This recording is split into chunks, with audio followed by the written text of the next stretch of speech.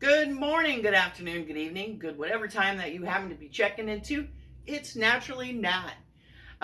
Today, I've got something yummy that I'm going to make for you, and you're going to want to make it too. It's called either a croque madame or a croque monsieur. And what that basically boils down to is that it's a French fancy ham and cheese, but it is so much more than that. It is a beautiful sandwich. It doesn't take long if you do the prep work in advance. So I'm going to make a video that's going to follow this video in time, if you're patient with me, to explain something that makes this process a whole lot easier. So what this is, and a long time ago, I think it was on probably Ina Garten's channel, she talked about those sandwiches and made them a few times, but they looked intimidating to me. And then finally I did enough reading and following in cookbooks, and I thought, you know what, this is totally doable. You just got to get your basic mother sauce, your bechamel with added cheese. Actually, that's a Mornay, or just your bechamel. And it's super easy. All you need is decent ham. You don't want to get that budding or whatever that cheap brand is that comes shaved, that that like your grandma would have in the refrigerator to make you sandwiches. You don't want that. You want some nice thick ham. I'll show you in a minute. You want some decent Dijon. You don't have to have fancy stuff. You do need some good bread, though. I'm sorry. And now some people might disagree, and I'm going to have Daniel say the French word for the cheese that you need, Swiss, because I always mispronounce it. Some people might say you need the Gruyere cheese, which I never can pronounce and say it wrong. But I've done it with Swiss, and it's fine. The bottom line is you do need the Gruyere or Swiss, because that gives it this funky quality, as does the Dijon mustard, right? Because if you use something else like a grainy mustard, it'd be kind of weird. So there's two different kinds of the croque madame, or the croque monsieur, if you will. There's the one with a sunny side egg up on top, a dippy egg, and one without. Once you have one with the dippy egg on top, you don't want to make any other kind like the other kind. So the one without the egg is the croque monsieur, right? And the one with the egg is the croque madame, because it's basically has a little hat on it. The madame has the egg. Yes, is my understanding. And the egg's the hat. My understanding, and I could be wrong, but you could just flash over to that hat I have hanging over there. Let's look at that hat. So the center of the hat is the yolk, and I apologize for the mess over there. And then the brim around would be the white part of your egg, right? Yeah, that's how I read that. So that's how I kind of understood that. If I have that backward, let me know in the comments. But we're going to go ahead and get started today. Now, what I'm going to do is I already have the oven. I turned the oven on about 5 minutes ago, and I have a cranky oven, so it takes about usually 15 minutes for that thing to get heated up. I'm going to go ahead and I'm going to lightly sunny side up the eggs. Now I'm going to do 3 eggs. Here's why. Let's talk about the bread. Here's our setup here, folks. So for Daniel McDaniel, I'm going to use this. It's a Jewish rye that I got. Now it's kind of big, smells good. Probably be better maybe for a Reuben, but I'm going to use it because the bottom line is you need good bread. This is also a good bread. This is a sourdough with everything but the bagel on top. This is so good, but it's a lot smaller. This is a bread, a boule that a friend of mine made who is a chef, and it's wonderful. Oh, it really is. It's very so good. Oh. But I'm going to save this for, honestly, bread and butter, or bread and cheese, or bread and jam, because that was homemade for me. But there isn't going to be nothing wrong with this at all. What you do not want to do, folks, is don't make this kind of elegant sandwich and use some gross grocery store bread. You know what I mean? Makes gross grocery store bread. The bread that you use for comfort food when you're making a peanut butter and jelly. So no Wonder Bread. No, not even a split top, whole wheat, or any of that stuff. That has its place, but you don't want it with this. In fact, I think this rugged stuff is better. Because this is heavy. This isn't rugged, but it's better than the stuff that you get from the grocery store. What I got here, now I'm only going to make 2 croque madames. One giant one and one kind of traditionally shaped one. So I've got the Swiss I grated. Now I've got about a little less than a cup for 2 sandwiches. I've got some slice that's going to go inside. I've got some no namey Dijon. Really, you've got to have the Dijon. I have 2 different kinds of hams here. This is some ham that Last time Dan was here, he brought, and I saved it. And then this is a ham that's supposed to be for eggs Benedict that I keep in the refrigerator just because. Look how nicely it fits for the small bread. See, it's too small for this big guy. So that's what you need. The cheeses, the bread, the ham. That's the ham you're talking about that you use for your little personal size pizzas? Yeah, too. I use this too. Yeah. And I pay a little too much for it, but it's convenient and it keeps in the freezer now. Well, and it doesn't take up a lot of space. Then you need béchamel. Now, I thought, doggone it, that I had 3 packs, but I only have 2. Now, let me explain what I mean by 3 packs. So, I'm going to, after this video, within a week or two, I'm all out of béchamel. What I do is I make it in mass. I don't make it a lot. I make a lot of it. You can, though.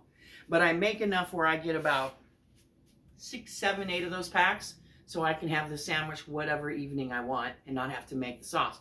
If you have to make the sauce, it isn't that big of a deal. But, you know, if it's 5:30 and you're tired and you've been on your feet all day, you don't want to make a big batch of sauce. You want to pull one of these bad boys out of the freezer. So I'll show you another time how to do this. But anyway, that's the explanation of the ingredients. Let's go ahead and get started. We're going to go ahead. Now, you probably don't have a janky stove like me. I have a janky stove, so I have to get this kind of a little extra hot. I throw a little water in there. If it snaps at me, then I go ahead and crack the eggs in there. And then I make sure I have got a porcelain skillet, and that's not enough oil. I mean, you could use, I hate to use that much oil, but if this sticks, I mean, that sucks. If it sticks, it's not the end of the world, but it is not going to look like a trophy, right? And you might lose your yolk, because the idea of the yolk being soft is that you cut into it with your steak knife and your fork into the sandwich, which I'll show you, which you finish off in the oven, anyway, by the way. And it's so unctuous and wonderful that everybody thinks that you went to a lot of work, which, I mean, you little bit did, but not really, because if you make the bechamel in advance, a couple weeks in advance, always keep it in your freezer. Nobody needs to know that you pulled that out and 5 minutes later it was thawed out and ready to go. It's a fancy sauce, right? Nobody needs to know that. So, because I have that Jewish rye that's big, I'm going to put 2 eggs on one, and I'm only going to put 1 egg on mine, because, well, if you can imagine, spread out, that'll be just right, right? That'll be just right. And unlike baking, you don't need to bring these up to room temperature like you would if we were baking something. Doesn't matter. You just got to make sure that that's hot and good to go. And then what I do is I take that off the heat completely, put it on a cold burner, and just leave it set. Some people will be like, well, doesn't it need to be piping hot right after you pull the sandwich off and put it on the top? Like it's little Madame hat? Nah, because the rest of the sandwich is going to be warm and hot, so the egg doesn't necessarily doesn't need to be hot. So I'm going to check the oil. There we go. So, if it's going to take a little bit to get the eggs fried up, how about we come back? No, I think we're good. Okay. It's snappy. See how it's snappy at me? That means it's ready. And I got on a high. I'm gonna turn that on low once I get these landed. I know. I'm not sure this is gonna. Go ahead.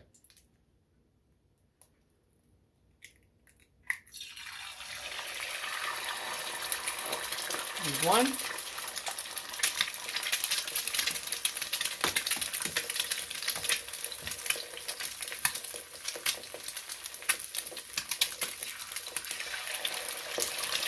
Two.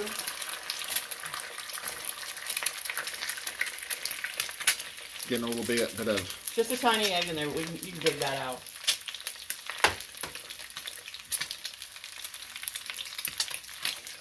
Perfect. Well, that one, the egg yolk broke. Oh, darn. That's okay. I'm only going to let them set up. And I'm going to jerk it off the heat. One of the hats collapsed. That's okay. We'll put that on yours because you'll have a whole one. You know what I mean? You'll have a whole one. Yeah. And one that it's staying close to each other though. I'm gonna hit it with a little bit of sea salt.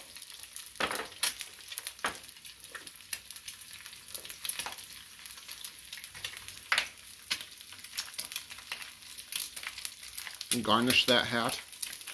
Look at that oil.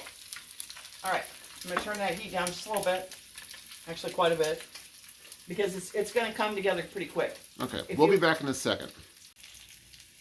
I'm back there. We had to work quickly here. We had a situation, but not much time has passed. As you can tell, what I did was I just carefully, the eggs came together.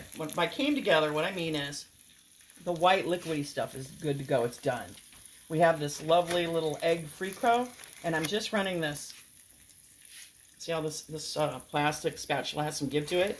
I'm just running it delicately. That's why you want a lot of oil in this pan. You know what? You could just use a Teflon pan, and I don't like those. I like to stay away from those. So now that's good. He can just sit there, and he's not hurting anybody. Or she, I guess this is a Croque Madame. But we're just going to leave that be, right? It's just going to slowly, it's not going to get, don't worry, it's not going to get hard. The yolk isn't going to get hard because we took it completely off the heat. And it's just going to stay lightly warm. Plus we have the oven preheating, and that's back towards the back of the oven. That'll keep the pan a little bit warm. Okay, now what we're doing, we're just killing time. Honestly, we're killing time before this gives me the 3 clicks that it's ready to go. So what we're gonna do is we're gonna prepare the bread. Now you could be making, you could have 4 people over and a large cutting board and just have boom, boom, boom, boom. And if you do that, this annoying thing, I'd say do your eggs on here. But if you're going to do 3 or 4 of eggs on here, you're going to need to stand here and kind of make sure they stay round. Otherwise, what's going to happen is the egg's going to fill along in here, which is okay. You get a weird oddball square egg, and you don't really want that. So you just want to kind of push it into a remote circle, and then let it be, and it'll stay. It'll stay, but that's what you want to do. And the Teflon, even though I don't like it, it's so easy to work with. Unlike this, you probably only would need 3 teaspoons of oil on here, where I put probably 3 tablespoons of oil in that because I did not want that to stick. I'm going to put him back. I didn't get him dirty. Okay, now let's go back to building our sandwiches. So you don't want to be, that might be the end of that one. That's fine. You don't want to be miserly with the Dijon here. After all, this is a French sandwich, right? So you want to, you hate when the mustard does that. You want to be generous here with the applications of that.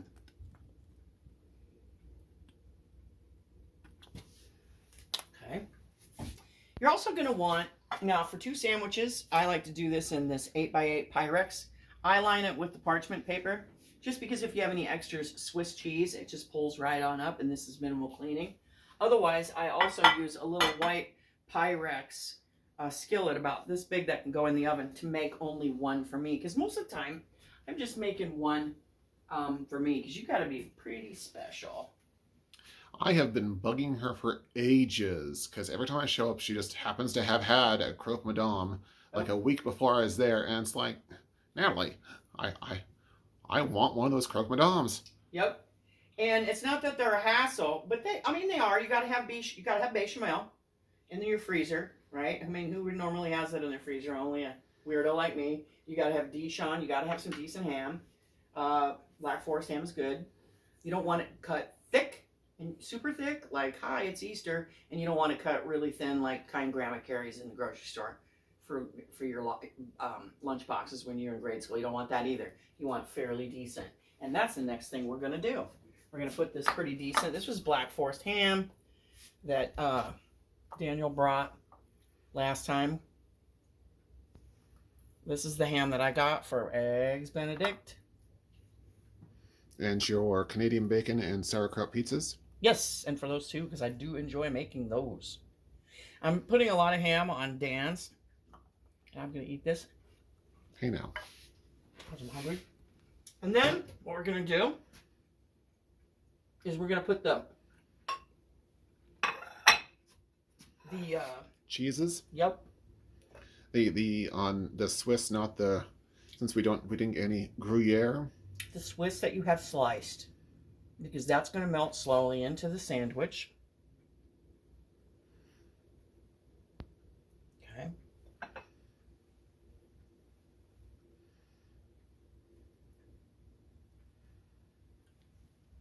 Oopsie. That one, I didn't even snag a piece with that. That's what we were looking for. There we go. That's where he is.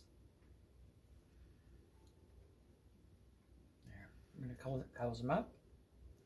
We got Dijon on both sides. So it really is just bread, mustard, ham, Swiss, mustard, bread. Yeah, I think so. And then it's going to be what, egg and cheese on top? And the bechamel. Oh, the bechamel, okay. So we're going to fit these in here. Perfect for 2 people, right? Mm-hmm. Then I got a slightly bigger one here. Don't worry, I'll teach you how to do this. And this is a convenient way for me and for you to package these bechamels. They keep in the freezer. They don't really get freezer burn unless you keep them in a freezer, you know, for a long time. And that's what that looks like, right? Almost like a gravy. I know, I was going to say like biscuits and gravy, right? But oh, it is not biscuits and gravy, I'll tell you. I'm gonna put that. Now, to be honest, if I was going to be naughty, I would like even more of this, like maybe 2 more tablespoons of this. But like I said, I have just run out. And here real soon, I'm going to make a video on how to make a nice, good size, big batch of bechamel. And don't stress, you're not going to need a million ingredients. All you're going to need, nutmeg is optional, whole milk. I've even used evaporated milk in a pinch in a can. And you're going to need flour and butter. That's it. Nutmeg's nice, though, especially if you have a fresh nutmeg nut, if you will. And you use bechamel in a lot of things, don't you? Oh yeah, yep. You can use it in your lasagna. If you're making a white lasagna, you can use it with a lot of Italian noodles with sausage to make any kind of bake, if you will, Italian bake. Super practical sauce to have in the freezer. You wouldn't just be using it on this. Oh heck no, no heck no. Millions of uses. You could probably what was that once? I don't know. I don't want to call that. Never mind. That was going to be inappropriate. But any kind of vegetable sauce, a bechamel, you could always grate some cheese in it. It's good to go. Boy, that barely made enough for that giant sandwich. I knew that was going to be really big, though. I mean, this is not a normal-sized sandwich bread. That is humongous. All right. Then you want to go generously. And then I had mistakenly thought that little packet was another bechamel, and actually it was just grated cheese. You can get really preparatory in this sandwich, where really you're doing nothing but pulling out the ham and pulling out the bechamel, putting it on the counter for 15 minutes, and it's thawed. And then you're just assembling it, and you're baking it off. It's crazy silly. You're adding the egg, and then you're going nuts because it's so yummy. Now, there are 2 schools of thought. You could put it in the broiler and just make it so it's hot on top. I don't like that because then the rest of the sandwich is cool, right? So I'm going to do it Ina's way, which is to put this, just plain Jane. You don't have to stand there and babysit it. I'm just going to put it right in the middle of the oven. I'm going to hit the timer for 15 minutes.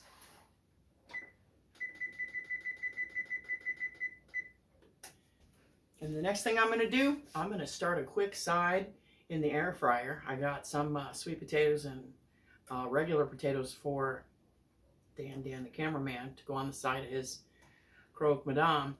And then we'll be right back when these are ready to pull out. I'm going to broil just the tops to make it sassy looking, and then we're ready to eat. So we'll be right back.